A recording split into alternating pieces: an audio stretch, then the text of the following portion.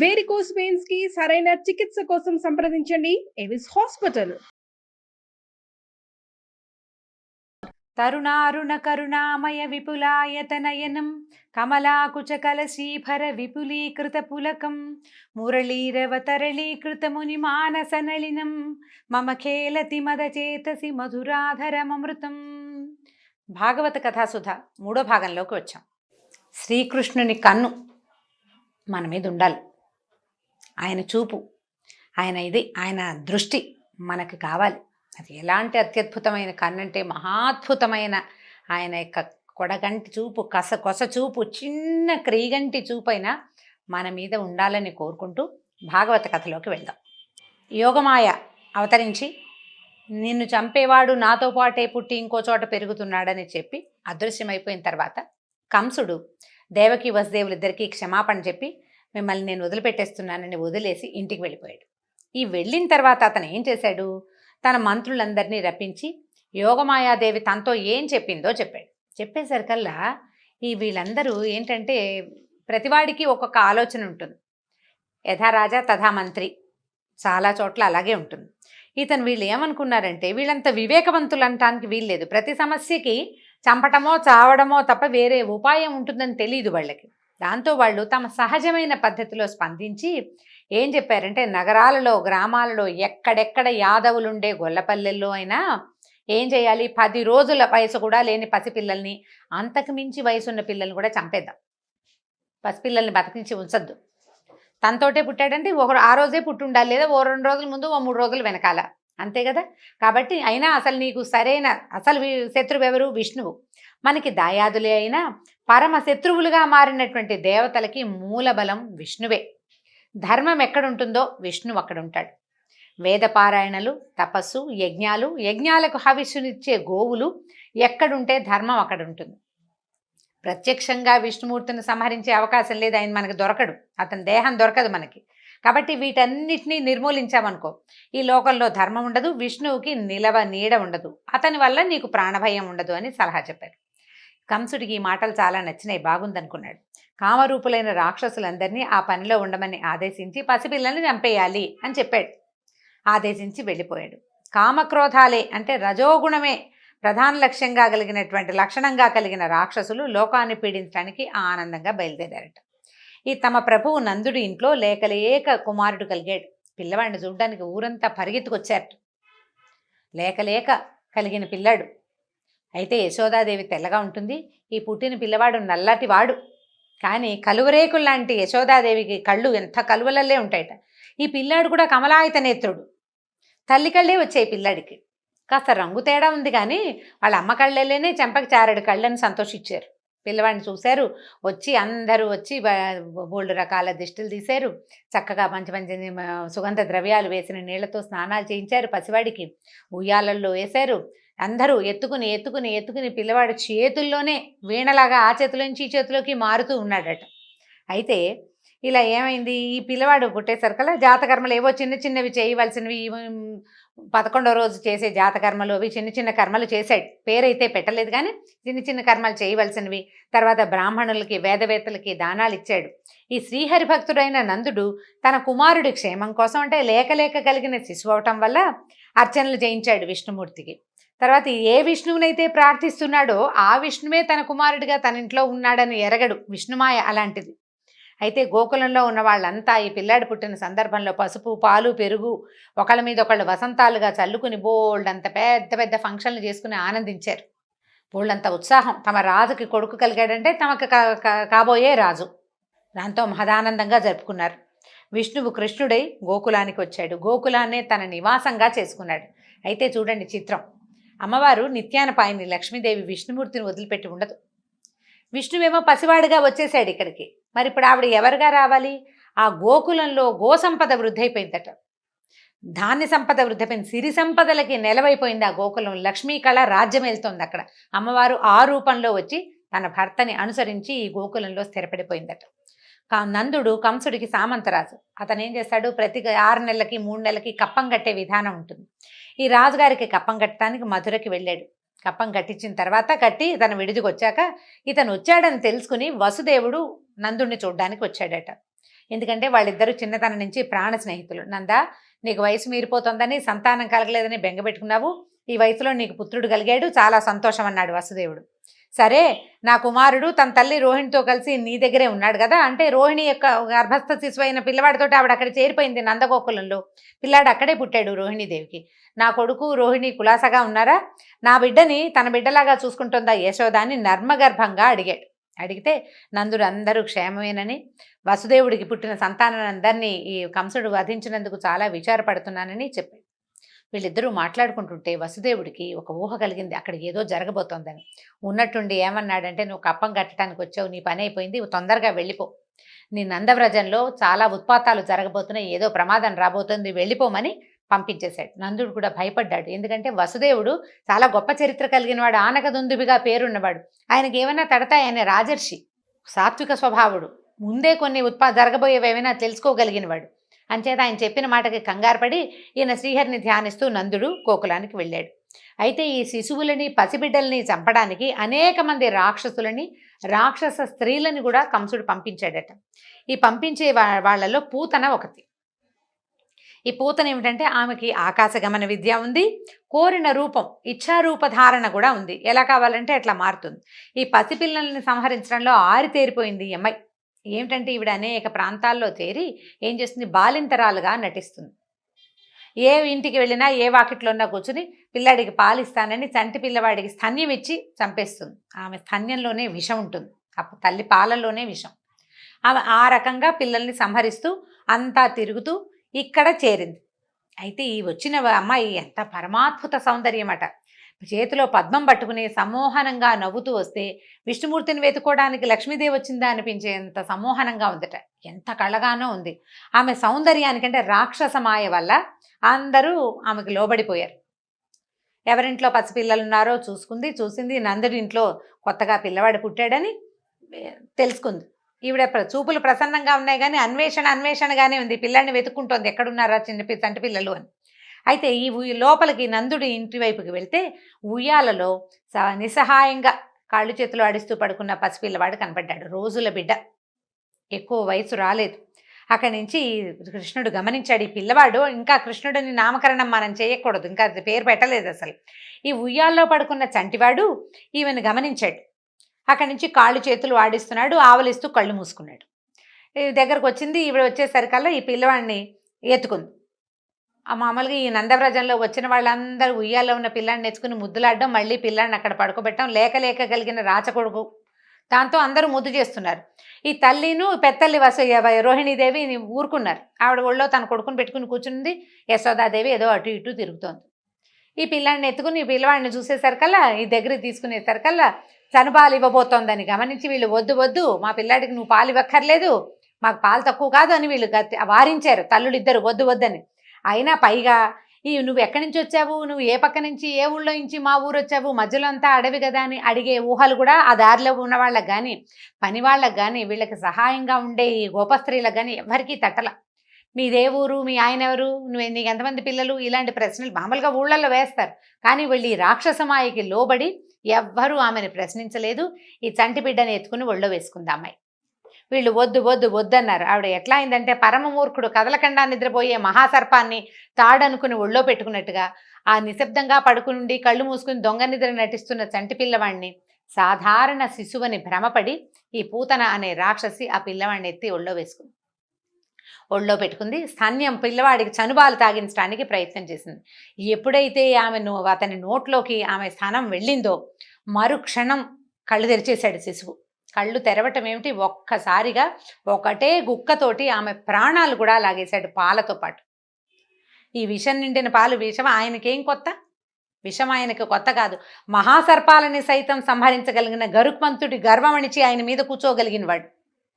ఆయనకి ఏ కొత్త లేదు, శిశువుగా ఉన్నా కొత్త కాదు. ఎప్పుడైతే ఈ పిల్లవాడు గట్టిగా గుక్క పాలు పీల్చాడో ఈ పెద్ద కేక పెట్టట, ముంచె విడు అని అరుస్తూ లేచిందట.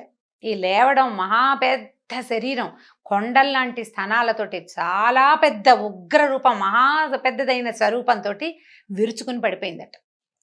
ఈ వచ్చిన ఉత్పాతానికి వీళ్ళు ఏం చేస్తారంటే, ఉయ్యాల ఇంట్లోగా లేదు, కొంచెం సావిట్లోకి ఉంది.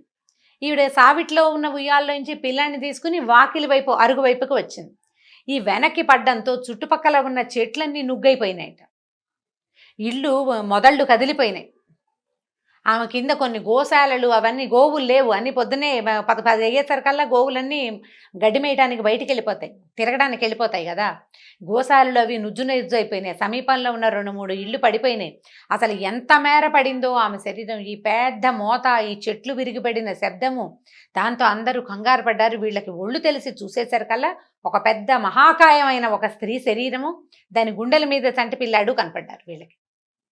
దాంతో కంగారు పడ్డారు, పరిగెత్తి వాళ్ళంతా తెల్లబోయారు. ఇంత శరీరం ఏమిటి, 6 క్రోసుల మేర ఉందట. 6 క్రోసుల మేర ఆమె శరీరం ఉంది. ఈ పెద్ద శరీరము, ఆ పైన అవి అంత ఆ కొండల మధ్య ఒక చంటి పిల్లవాడు తిరుగుతున్నాడు, అటు ఇటు దొరుకుతున్నాడు చంటివాడు. దాంతో కంగారు పడ్డారు. గోపికలు వెంటనే పరిగెత్తుకుంటూ వచ్చి, అంటే ఇంకా పని వాళ్ళు సాయం ఉన్న వాళ్ళంతా పరిగెత్తుకుంటూ వెళ్ళారు. ఆ వక్షం మీద నుంచి పిల్లాన్ని తెచ్చిచ్చారు. అందరూ కలిసి, అమ్మ బాబోయ్ ఇంత ఎత్తు నుంచి పడ్డాడు, ఇదేమి రాక్షసి, ఏమిటో అందంగా ఉందనుకున్నావు, ఇది ఇలా అయిపోయింది, ఈ పిల్లాడు ఇట్లా ఎలా బయటికి భయం లేదు. అంత శబ్దం అయితే పిల్లాడు ఉలికిపడి భోరమని ఏడవాలి, క్యారమంటారు పిల్లలు. ఉలికిపాటు లేదు సరికదా, తలకాయ అటు ఇటు తిప్పి చూస్తున్నాడు పిల్లాడు. అమ్మో అనుకున్నారు. అక్కడి నుంచి కింద నుంచి మట్టి తీసి బొట్టు పెట్టారు. పిల్లాడికి బోల్డన్ని దిష్టిలు తీశారు. ఆ శరీరం చూసేసరికల్లా అప్పుడే నందవ్రజానికి వచ్చిన నందుడు ఆశ్చర్యపోయాడు. పల్లె లోపలికి వచ్చాడు. ఈ శరీరం ఏమిటి, నందుడు అక్కడ, ఆయన వసుదేవుడు అక్కడున్న వాడికి ఈ కథ ఎట్లా తెలిసింది అని ఆశ్చర్యపోయాడు. ఏదో ఉత్పాతం జరగబోతోందని ఆయన ముందే చెప్పాడు, ఇదే కాబోలు అని ఆశ్చర్యపోయారు. అక్కడి నుంచి ఈ పిల్లాడికి ఏవో రక్షాలు కట్టించారు. ఇంత అదురయ్యాడు. అదరలేదు, పిల్లాడు బాగానే ఉన్నాడు. వీళ్ళు బెదిరారు, మిగిలిన వాళ్ళంతాను. ఆయనకేం బెదురు, లోకాలని అదిలించేవాడికి ఏం బెదురు. పిల్లవాడిని తెచ్చుకున్నారు. వీళ్ళేవో రక్షలు అవి ఇవి కట్టారు. ఈ గోకులంలో ఉన్న పురుషులు చాలామంది ఏం చేశారంటే పెద్ద పెద్ద పదునైన గొడ్డళ్లతోటి ఈ రాక్షసి శరీరాన్ని ముక్కలుగా నరికి ఈ పల్లె అవతల పక్కగా పడేసి అంటించారట. అంటే చితి పేర్చి దహనం చేశారు. చేసేసరికల్లా ఆమె శరీరం కాలుతూ ఉంటే కమురు కంపు రావాలి, మాంసం కాలుతుంటే రావాల్సిన వాసన రావట్లేదుట. ఈ మల్లెలు మొగలి పువ్వుల సుగంధం అంట, ఎంత సుగంధమో. ఆశ్చర్యపోయారట. అదేంటి రాక్షసి, ఇదేమో రక్తం ఓడుతోంది, ఈ రక్తం కాలుతూ చర్మం కాలుతూ మాంసం కాలుతుంటే రావాల్సిన వాసన కాకుండా సుగంధ ద్రవ్యాల వాసన వస్తుంది ఏమిటా అని ఆశ్చర్యపోయారు. ఒక గుక్కెడు పాలిచ్చిన రాక్షసికి ఆమె శరీరంలోంచి మాలిన్యాన్ని కూడా హరించేశాడు భగవంతుడు. ఇప్పుడు ఒక దుర్మార్గమైన ఆలోచనతో పాలిచ్చిన ఆమెకే ఇలాంటి స్వర్గారోహణాన్ని కల్పించాడు భగవంతుడు. ప్రేమగా పాలిచ్చే తల్లులకి, తనకి పాలివ్వడానికే ఉన్నటువంటి ఆ గోవులకి ఎలాంటి సద్గతి లభించబోతోంది కదా అని బ్రహ్మాది దేవతలంతా ఆశ్చర్యపోయారట. ఈ సంగతి చెప్తూ శుకుడు పూతనావాధ వృత్తాంతాన్ని పరీక్షిన్ మహారాజుకి తెలియజేశాడు. ఆ తర్వాత వీళ్ళు జాగ్రత్త పడాలనుకున్నారు. సమయం బాగుండలేదని భావించారు, కానీ ఇదేదో తాత్కాలికంగా ఒకటి జరిగిందనుకున్నారు. విష్ణువు మానవుడై కృష్ణుడిగా పుట్టాడని, బాల్యంలో ఆశ్చర్యకరమైన చేష్టలు చేస్తాడని అందరికీ తెలుసు. అయితే ఎంత విన్నా తనివి తీరదు. ఎన్ని కథలు విన్నా ఇంకేం చేశాడో అడగాలనిపిస్తుందని పరీక్షిన్ మహారాజు శుకుడిని అడిగేట. తర్వాత రోజు నిత్యం ఆయన ఏం చేశాడో నాకు చెప్పమన్నట్ట. మనకు కూడా నిత్యం కృష్ణలీలలు వినాలనే అనిపిస్తుంది. ఎన్ని విన్నా ఇంకొక కొత్త కథ కృష్ణుడి గురించి ఎవరైనా చెప్తే మన పుస్తకాల్లో లేని హిందీ పుస్తకాల్లో ఉంటే కూడా విందామనిపిస్తుంది. పరీక్షిన్ మహారాజు అడిగితే శుకుడు చెప్తున్నాడు అనమాట. 2-3 నెలల వయసు వచ్చాక బోర్ల పడ్డానికి ప్రయత్నం చేస్తున్నట్టు. 3వ నెల వచ్చేసరికి పిల్లలు పక్కకి తిరుగుతూ ఉంటారు. మనం కూడా బోర్ల పడితే బొబ్బట్లు పోస్తాం. పిల్లాడికి బోర్ల పడ్డం వచ్చిందని వాళ్ళకి ఎంతో వినోదంగా ఉండేది. పక్కకి తిరుగుతాడు, కెవ్వు అని ఏడుస్తాడు, పొట్ట కింద నుంచి చెయ్యి రాదు, ఏడుస్తాడు. తల్లులో ఎవరో ఒకళ్ళు సహాయం చేస్తారు, ఇటు తిప్పుతారు. ఇటు తిప్పంగానే అప్పటిదాకా కెవ్వుమని ఏడ్చి చెయ్యి రాలేదని కొట్టుకుని పిల్లాడు మళ్ళీ బోర్ల తిరగడానికి ప్రయత్నం చేస్తాడు. మానవ ప్రయత్నం చేయాలి చూడండి, పక్కకు తిరుగుతున్నాడు. అయితే ఈ బోర్లా పడినప్పుడు చేసే వేడుకని ఔతానిక ఉత్సవం అంటారట. అదే బొబ్బట్లు పోయటం అనమాట. అక్కడి నుంచి ఏం చేశారు, వాళ్ళు కూడా వాళ్ళ సంప్రదాయాన్ని అనుసరించి ఉత్సవం చేశారట. ఆయన నందవ్రజానికి రాజు, లేక కలిగిన పిల్లవాడు. ఆ ఉత్సవంలో ఇంకా వైభవానికి లోటేమిటి, బోల్డంత వేదవేత్తలు, ఆశీర్వచనాలు, మంగళ వాయిద్యాలు, గోపికలంతా మంగళగీతాలు, బోల్డంత ప్రోగ్రాం జరుగుతుంటే పిల్లవాడికి చక్కగా పసుపేసిన నీళ్లతోటి స్నానం చేయించారు, అలంకరించి దిష్టి తీశారు. బోల్డంత హడావిడి చేసిన తర్వాత ఏం చేశారు, వాకిట్లో పెద్ద బండి ఉందట. ఈ నందుడి వాకిట్లో చాలా పెద్ద బండి ఉంటే ఈ అందరికీ సమారాధన కోసం, భోజనాల కోసం ఏర్పాటు చేసిన, విందు కోసం ఏర్పాటు చేసిన వంటలన్నిటినీ, పదార్థాలు, పిండి వంటలన్నిటినీ ఆ బండి మీద చక్కగా పొందిగ్గా సర్దారట. ఆ బండి కింద చిన్న తొట్టెలో పిల్లాడిని పడుకోబెట్టింది. బండి కింద నీడగా ఉంది. అందరూ జనమంతా బయటే ఉన్నారు. పిల్లాడిని లోపల గదిలో పడుకోబెట్టడం ఎందుకు? సందట్లో ఉంటాడని కొంచెం కన్నుకు చూపు కదులుతుంది కదా! ఎవరో ఒకళ్ళు చూస్తారని ఏం చేసింది, ఈ బండి కింద పడుకోబెట్టింది. పడుకోబెట్టి ఆ చుట్టుపక్కల ఉన్న పిల్లలకి, ఒరే నాయనా ఓ కన్నేసి ఉంచండిరా పిల్లాడి మీద, పాలకు లేస్తాడని చెప్పింది. ఈ లోపల ఏం చేసింది, ఆశీర్వదించడానికి వచ్చిన వేదవేత్తలందరికీ సత్కారాలు, వచ్చిన అతిథులకి మర్యాదలు, భోజనాలు, ఈ ఏర్పాట్లలో ఆవిడ హైరానగా తిరుగుతోంది. ఇంతలో పిల్లవాడికి మెలకు వచ్చింది, ఆకలేసింది, ఏడవటం మొదలుపెట్టాడు. ఈ ఆనందాలు, కోలాహలాలు, అందరూ కబుర్లు చెప్పుకోవటాలు, మధ్యలో వేద పనసల్లో గందరగోళంలో పిల్లాడి ఏడుపు ఆవిడికి వినపడలా. ఈ ఏడుస్తూనే ఆ తొట్టెలో మెల్లిగా జరిగేది. జరిగి జరిగి కాలు కదిపేసరికి బోర్లా పడుతున్నాడని చెప్పాం కదా, కాళ్ళు పైకి ఎత్తుతారు. ఆ ఎత్తేసరికల్లా ఈ బండి కాలికి తగిలింది. ఈ బండిని కాలుతో తన్నాడట చక్రాన్ని. కాలు తగిలితే పిల్లవాడి కాలు ఎంత లేత చిగురల్లే ఉంటుంది. ఆ కాలికి బండి ఒక్కసారి తిరగబడింది. దాని నిండా ఇత్తడి, కంచు, గుండిగల్లో ఎన్నో ఆహార పదార్థాలు ఉన్నాయి. మొత్తం తిరగబడిపోయినాయి కిందకి. బండి ఇరుసులు కూడా ఊడి దూరంగా పడిపోయినాయి. ఇంత పెద్ద మోత. ఈ బండి ఏమో పడిపోయింది, పైన సామాన్లన్నీ దొర్లేసినాయి. తొట్లో ఉన్న పిల్లాడు మాత్రం తొట్టలోనే కాళ్ళు చేతులు ఆడిస్తూ ఆకలికి ఏడుస్తున్నాడు. భయపడి ఏడుపు కాదు, బేరమంట లేదు, ఊ అని నస ఆకలికి. దాంతో ఇప్పుడు పురుషులందరూ, మగవాళ్ళంతా ఆశ్చర్యపోయారు. ఏమిటిది, బండి ఎట్లా పడిపోయింది, ఇంత బండి ముక్కా చక్క అయిపోయింది ఏమిటి, పదార్థాలు పడిపోతే పిల్లాడు అదిరిపోకుండా ఏడుస్తాడేమిట్రా అని వీళ్ళు ఆశ్చర్యపోయారు. అక్కడ చూసిన పిల్లలు ఒక అన్నేసి ఉంచమని చెప్పారు కదా, పిల్లలు అన్నారు కృష్ణుడు కాలు తగిలింది, బండి విరిగిపోయింది అనేసరికల్లా ఇంకేమిటది, అలా ఎలా అవుతుంది, బాలుండెక్కడ బండి ఎక్కడ అని పోతన గారు రాస్తారు. పిల్లాడెక్కడ బండి ఎక్కడ, దాన్ని ఆకాశం మీద పడేంత ఎత్తుగా ఎలా తంతాడు, ఈ మొత్తం పదార్థాలను ఎగిరి కింద పడ్డాయి. వాడు తంతే ఇలా ఎందుకు అవుతుంది, ఏదో జరిగింది అనుకున్నారు. అక్కడి నుంచి ఈవిడేం చేసింది, గబగబా ఏడుస్తున్న పిల్లాడు ఎత్తుకుంది. గాలో ధూళో ఏదో, ఏ దుష్టగ్రహ ప్రభావమో ఏదో కారణం, అంతేననుకున్నారు. ఈ పిల్లాడికి హోమాలు అవి చేశారు. దుష్టగ్రహ పీడ తొలగించడం కోసం రక్షలు కట్టారు. అందరూ కలిసి బండి సరిగ్గా నిలబెట్టుకున్నారు. మళ్ళీ వంటలు చేసుకుని, మళ్ళీ గుండిగలు నింపుకుని, తర్వాత శ్రీమన్నారాయణ పూజ ఏదో చేసుకుని భోజనాలు చేశారు. ఇలా అవుతూ ఉండగా ఈ శిశుహంతకి అయినటువంటి మన పూతన ఏమైంది, పూతన కనపట్టలేదు అని ఈ కంసుడి పరివారంలో చర్చకొచ్చింది. వచ్చేసరికల్లా వాళ్ళు ఏం చేశారంటే, వాళ్ళల్లో ఒకడిని తృణావర్తుడనే ఒకడిని చెప్పారు. రే పూతన ఎక్కడుందో చూడు అని. సరే, ఈ తృణావర్తుడు ఏంటంటే వీడు గాలిలాగా తిరుగుతాడనమాట. అంటే గడ్డిపోచల్ని కూడా తిప్పగలడు గాల్లో, అలాంటి వాడు. సరే, అతను ఏం చేశాడు, ఈ ఆకాశగమన విద్యతోటి తిరుగుతూ పూతన ఎక్కడుందో చూస్తున్నాడు. ఆ చూడడం కోసం నందవ్రజం మీదగా వెళ్తున్నాడట. ఆ వెళ్తుండగా ఈ యశోదాదేవి పిల్లాడిని ఒక 5వ నెలలో ఏమో వచ్చింది, 5-6 నెలలు వచ్చి ఉంటాయి, ఒళ్ళో పెట్టుకుని కూర్చుంటే ఉండి పిల్లాడు బరువెక్కిపోతున్నాడు. బరువుగా ఉంటే తల్లులకి ఏమనిపిస్తుంది, పిల్లాడు బరువెక్కిపోతున్నాడు అనిపించదు.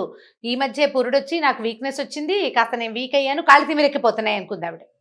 నాకు కాళ్ళు తిమిరెక్కిపోతున్నాయి, నేను మొయ్యలేకపోతున్నాను, నాకు ఓపిక తగ్గింది అనుకుంది. కానీ నా పిల్లాడు ఇంత గుండులా బరువెక్కాడని ఏ తల్లి అనుకోదు. ఎంత బొద్దుగా ఉన్నా పిల్లాడు బాగా పాలు తాగడు, సరిగ్గా అన్నం తిండనే చెప్పుకుంటారు. తల్లి సహజమైన లక్షణం. ఏమనుకుంది ఆవిడ, కాళ్ళు తిమిరెక్కుతున్నాయని పిల్లాడిని తీసి పక్కన కూర్చోబెట్టింది. పక్కన కూర్చోబెట్టిన మరుక్షణం మొయ్యలేనంత బరువయ్యాడంటే మోయటానికి తనకి శక్తి లేదని భావించింది తల్లి పాపం. ఆ ఆకాశ మార్గంలో వెళ్తున్న తృణావర్తుడు ఈ నందవ్రజం మీదగా వచ్చాడట. పైనుంచి చూసేసరికల్లా ఈ పిల్లాడు కనపడ్డాడు. తల్లి ఒళ్ళో నుంచి దిగి పక్కన కూర్చున్నాడు. కొంచెం 7-6 నెలలు వచ్చింటాయి, కూర్చుంటారు కదా పిల్లలు, కాస్త నేలకి చేతులు ఆనించి కూర్చుంటారు. పైనుంచి చూసేవాడికి కింద పిల్లాడు కనపడ్డాడు. చంటి పిల్లలు ఎక్కడ కనపడ్డా చంపేయమన్న కంసుడి ఆజ్ఞ గుర్తొచ్చింది. ఈ రావటం ఏమిటి, గుర్తు రాగానే వాడు సుడిగాలిలాగా పెద్ద గాలి రూపంలో వచ్చేసాడు. ఈ భూమి మీద చక్కగా చేతులు ఆనించి కూర్చున్నటువంటి కృష్ణకుమారుణ్ణి లేపేశాడు పైకి. కృష్ణుడు లేచి పైకి వెళ్ళిపోయాడు ఆ గాల్లో. అక్కడి నుంచి చుట్టుపక్కల వాళ్ళంతా ఈ గాలికి కంగారు పడ్డారు. ఏమిటి ఇంత సుడిగాలి వస్తుంది, ఇప్పుడు మనకు కూడా వస్తుంటాయి, సడన్గా ఏదో పెద్ద మోతగా వస్తుంది భూమి మీద నుంచి, ఇట్లా వర్ల్పూల్ లాంటిది ఏదో అంటారు, వచ్చేస్తుంది. సుడిగుండం కాదులేండి, వర్ల్పూల్ అంటే సుడిగుండం కాబోలు, దీన్ని ఏదో అంటారు, ఒక రకమైన తుఫాన్ లాంటిది, సుడిగాలే. ఈవిడ ఒక్క క్షణం తెప్పరిల్లి చూసుకుంది, పిల్లాడేడి లేడు, పిల్లవాడు కనపడలా. అటు ఇటు చూస్తే వాడికి అప్పుడు ఇంకా బాగా పాకటం రావడల్లా కొంచెం కూర్చోటం వచ్చింది. ఇక పిల్లాడు లేడు, ఆవిడ లబలబలాడుతూ పిల్లవాడు చంటివాడు ఇక్కడే కూర్చోబెట్టాను, నా పక్కనే ఉన్నాడు, ఏమైపోయాడని ఆవిడ ఏడవటం మొదలుపెట్టింది. వెతుకుతున్నారు. ఆ గాలికి ఒకళ్ళ హోరులో ఒకళ్ళ మాట ఒకళ్ళకి వినపడదు. ఆకులు, చెట్లు, చుట్టుపక్కల ఉన్న బళ్ళు అన్నీ కదిలిపోతున్నాయి. కొన్ని మొక్కలు ఎగిరి ఆ గాల్లో చుట్టుకుపోతున్నాయి. కింద గొడ్ల దగ్గర ఉంటుంది కదా, ఆవుల దగ్గర గడ్డి, అదంతా పైకి వెళ్ళిపోతుంది. గాల్లో పిల్లాడు కొట్టుకుపోయాడేమోనని అనిపించడం మొదలుపెట్టింది. ఇక విపరీతంగా ఏడ్చేస్తుంది ఆవిడ, నా పిల్లాడు అని. ఇంతలో ఏమైంది, గోకులంలో గాలి తగ్గిపోయింది. పైకి వెళ్ళిన పిల్లవాడు తనని లేపుకెళ్తున్న రాక్షసుడు, పిల్లలు సహజంగా ఎవరైనా ఎత్తుకోగానే మెడ చుట్టుతా చేతులేస్తారు. ఈ లేత తమలపాకు తీగల్లాగా ఉన్న చేతులతో ఆ ఎత్తుకున్న రాక్షసుడు మెడ చుట్టూతా 2 చేతులు వేసి పట్టుకున్నాడట. మెల్లిగా గాలి స్లో అయిపోయింది. ఈ చేతులేసి పట్టుకున్న పిల్లాడు వాళ్ళ అమ్మకే బరువు అయ్యాడు, కడుపులో మోసిన ఆవిడకి. వీడికి బరువు అవ్వడు. ఇంకా మెల్లిగా ఈ వేళ్లాడుతున్న పిల్లాడు మెడ పట్టుకున్నవాడు బరువు బరువు బరువు బరువు అపరిమితమైన బరువు పెరిగిపోయాడు. తృణావర్తుడి వేగం తగ్గిపోయింది. అంతకుముందు గోకులాన్ని అల్లల్లాడించేశాడు, ఇప్పుడు ఆకల్లాడించే స్థితి కూడా లేదు వాడికి. మెడ సాగిపోతోంది, లాగేస్తున్నాడు కిందకి ఈ పిల్లాడు. ఇక మొయ్యలేక ఆ పట్టుని వదిలిపెట్టేశాడు. ఈ వదలటం ఈ రాక్షసుడు నేల మీద పడిపోయాడు. వాడి మెడ చుట్టుకున్న చేతులతోటి పిల్లాడు కూడా కిందకు వచ్చేసాడు.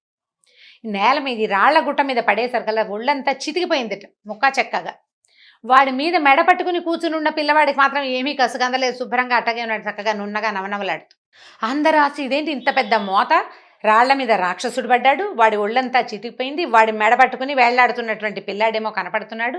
ఆశ్చర్యపోయారు, ఇంత బాలుడు, ఇంత చంటివాడు వీడిని ఎత్తుకుపోవడానికి బలిష్ఠుడైన రాక్షసుడు రావటం ఏమిటి, వాడు పైకి వెళ్ళిపోవటం ఏమిటి, పైకి వెళ్ళిన వాడు పడితే చితికిపోయాడు వాడు, వీడికి మాత్రం, ఈ పిల్లాడికి మాత్రం ఏమీ అవ్వలేదు, వీడు మృత్యుం జయించినట్టు ఉన్నాడు ఈ పిల్లవాడు, వీడికి ఏమీ కాలేదని ఆశ్చర్యపోయారు. మనం ఏం చేసాం భగవత్ప్రీతికి?